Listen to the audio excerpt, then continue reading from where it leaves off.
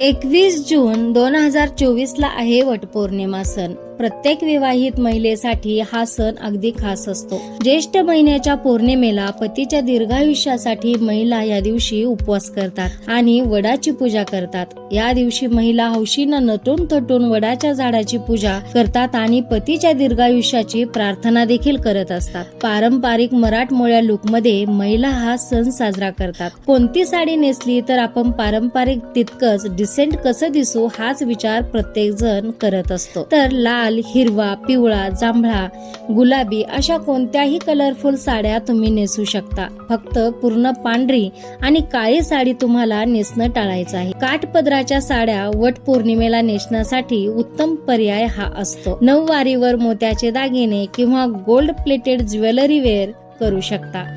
कपाळावर चंद्रकोर आणि नथ घातल्यास तुमचा लुक अजूनच खुलून दिसेल.